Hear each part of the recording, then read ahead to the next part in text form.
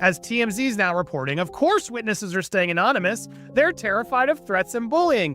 Now this smells like Blake's PR team trying to spin why they're not coming forward. Who does it benefit when they tell perfectly curated lies to get people really upset, to get the public very upset? That is dumb. And I mean really dumb.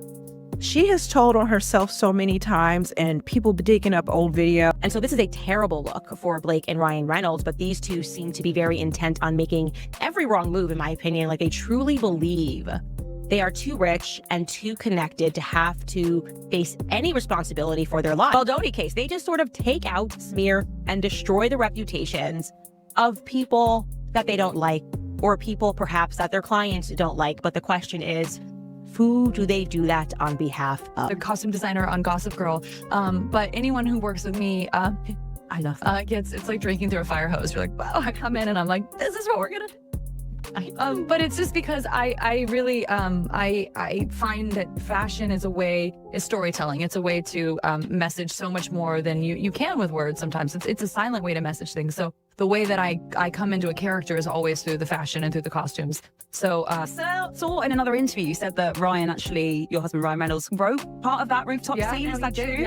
Yeah, that's, I mean, I would have to compare it to the original one, but that's 99% his. Yeah, he just added. I mean, Chrissy Hall wrote an incredible screenplay. It was, one of the reasons that I wanted to do this film. But also, there are natural tweaks and modifications that come in when the actor is hired, and you're trying to infuse your own personality and your own authenticity. And it's like, women are people of multitudes, and I think that it was important to me that it didn't just feel like someone's interpretation of like female gaze. Like, it really was, this is what we like, this is what we listen to, this is what makes us feel these vibes. And we had an incredible music supervisor, Season Kent, and one of our editors, Shane Reed, who, fun fact, he was my editor on Taylor's music video that I directed. And I was obsessed with him. And I was like, this guy is amazing. And he never edited a movie before. He just finished Deadpool and Wolverine, and he came on and helped us with this one. And he has incredible taste in music. And we share the same composer as well from Deadpool and Wolverine. So there's a lot of sharing. Lawyers are stupid. It's like he's like being nice here. He's like, your lawyers are really stupid. Blake's team filed for a slightly modified type of protection order that would include increased protections to third parties. Now, we covered this filing. I told you that essentially what was buried in it was what I would describe as the Taylor Swift clause. Hunter's laptop was Russian disinformation, which was just retrospectively an insane lie, an unbelievably bold lie. Really not done. So to be honest, what really happened is we were like, we're going to show the movie, and the studio was like, no, you're going to show 20 minutes. So we're like, no, we're going to show the movie. And they're like, it's not done. And I was like, sure. They're like, if everything's not perfect and it's not done, and what if we're going to change things? I was like, you guys were the ones out there generating negative press against Justin. You bullies were the ones who were trying to ruin Justin so you could have your way on all the scenes and all the wardrobe and all the control, and you could feel like the producer and the director when you weren't. Justin Baldoni was hurt financially by what Blake Lively did with the rumors, and including with the New York Times, that he lost money and he lost opportunity. If the judge actually grants that kind of a protection order, the attorneys would become the judge of what exactly could be designated AEO. Does that make sense? I hope that makes sense. Picture this. The camera opens on a swirl of flashing cameras, fans screaming, and a sea of headlines shouting, "Blake Lively's legal meltdown," as the swirling text fades into view. You can practically hear the dramatic music swelling in the background. Welcome, everyone, to our 15-minute deep dive into the most chaotic court showdown Hollywood has seen in ages. We're talking about Blake Lively, formerly the darling of the red carpet, the epitome of style, grace, and that picture-perfect smile, now caught in a sensational controversy so huge it has the rumor mill creaking under the pressure.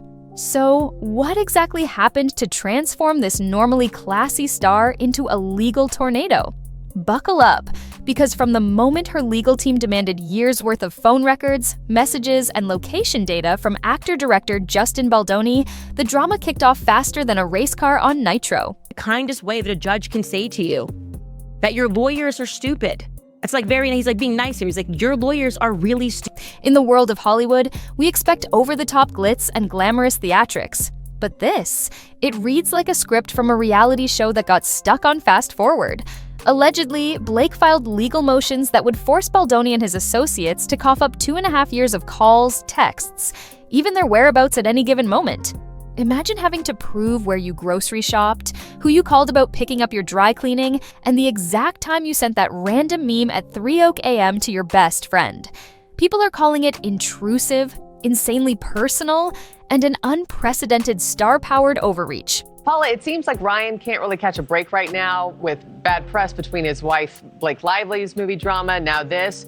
Why would Blake Lively, everyone's go-to style icon and people's choice sweetheart, push for something so, well, bizarrely intense? Insiders suggest she wanted to trace the start of a so-called negative PR campaign that she blames Baldoni for orchestrating. But get this, even the judge was baffled, basically telling Blake's lawyers, in the most polite legalese, that their demands were as unnecessary as trying to wear a ball gown to the beach. Judge in Blake Lively's case just slapped down their psychopathic request for 2.5 years worth of every message that Justin Baldoni and Justin Heath and the PR agents have ever sent to everybody, plus location data. We knew that was going to happen. The minute the judge shot down her request, the tension in that courtroom skyrocketed. Reporters who were present say you could see Blake's face fall. She allegedly stiffened, whipped her gaze between her lawyers and the judge, as if silently screaming. From there, it went downhill. Her meltdown, though we should stress it was not a screaming match or a table flip, but more of a simmering, exasperated moment, sent tabloids into a frenzy. Now, could this have been avoided? Some Hollywood watchers say absolutely. It's rumored that Blake already had issues with invasive tabloids in the past, so maybe she felt cornered. Maybe, according to sources, she was determined to get her hands on any evidence that might prove a secret smear operation or a whisper campaign intended to destroy her reputation and future projects. But as the presiding judge pointed out, you can't just rummage through years of someone else's personal life because you suspect they might have posted an unflattering rumor somewhere. But that Ryan did not take criticism very well. And every time he did, he'd just get freaked out and storm off. That's the crux. The star demanded phone logs and message data stretching back to 2022. But her own lawsuit claims any negative campaigning started in August 2024. Do the math on that timeline? Even a courtroom rookie could see the discrepancy. Whether it was a genuine mistake or an attempt to mine for deeper dirt is anyone's guess. The meltdown itself was apparently epic. One courtroom witness joked on social media that it was like watching a calm yoga instructor suddenly flip a table during a peaceful meditation retreat. Just imagine those trademark Blake Lively expressions going from calm to frustrated to borderline frantic, all because a single gavel slam spelled doom for her sky-high subpoena requests. And it's not just about the meltdown. Reporters are also pointing out that some of this tension might date back to even earlier disputes on film sets. Blake once admitted in a talk that when she joins a project, like she did on Gossip Girl years ago or in other films, she likes to take over in a sense, immersing herself in creative decisions from costumes to scripts. Fans interpret that as she's passionate, she's creative, but critics are calling it controlling and manipulative. Sources claim that behind the scenes, she's become known for wanting a say in every shot, every line, every outfit, and that can rub people the wrong way. Now, combine that strong-willed approach with a high-pressure lawsuit, and you've got a recipe for sizzling drama. On the other side of this debacle, Justin Baldoni has been playing it super chill. He hasn't launched any comedic jabs at her. On Instagram, there's no tweet storm shading her meltdown. In fact, his entire team's vibe is basically, the judge said no, we're good. That level of calm has the internet in a tizzy, with fans speculating, is Baldoni letting Blake self-destruct to bolster his own legal position? Is he preparing some behind-the-scenes bombshell that'll show up in a future hearing? Or is he genuinely unbothered, possibly munching on popcorn while the media meltdown unfolds all around him? No one really knows. And that sense of mystery is fueling even more speculation. Meanwhile, the tabloids are feasting on this fiasco, like a starved horde at a Vegas buffet. Titles like Blake Lively Unhinged and Legal Request Shocks Hollywood are practically overshadowing actual world news. Some cynics wonder if this isn't part of a bigger PR maneuver, because in Hollywood, bad press can sometimes be a twisted path to more attention. Could it be that the Meltdown coverage is overshadowing whatever triggered Blake's request in the first place? Maybe the real story is more scandalous and far bigger than phone records. But so far, that's all rumor and theory. And let's not forget about the moment the judge used the word disproportionate. For the uninitiated, disproportionate in legal speak is basically code for you have lost your mind. Insiders say it's like the ultimate burn from the bench. It means your demands are so outlandish, the court doesn't just dismiss them, it does so with a bit of comedic flair. The judge apparently singled out the fact that she specifically wrote in her own complaint that the negative campaign didn't start until a certain date, but then wanted records from well before that, presumably to see if any secret plotting was going on. And the judge was like, nope, that's not how this works, Ms. Lively. So where do we go from here? Are we looking at a case that's about to fizzle out now that Blake's big evidence request has been shot down? Or will she and her lawyers regroup and come back swinging with a new strategy? Sources speculate she might pivot to a narrower subpoena, or maybe try to request a protective order that puts a muzzle on who sees what. One rumor, for instance, points to an attorney's eyes-only clause that her team allegedly tried to slip in, presumably so any explosive or personal details about Blake wouldn't leak to the public. Naturally, the internet had a field day with that, joking about Taylor Swift clause, Gossip Girl gag order, and so on. At the center of it all lies the biggest question.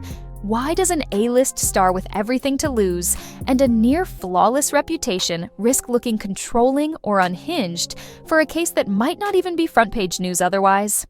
Tabloid writers suspect there's a lot more to it.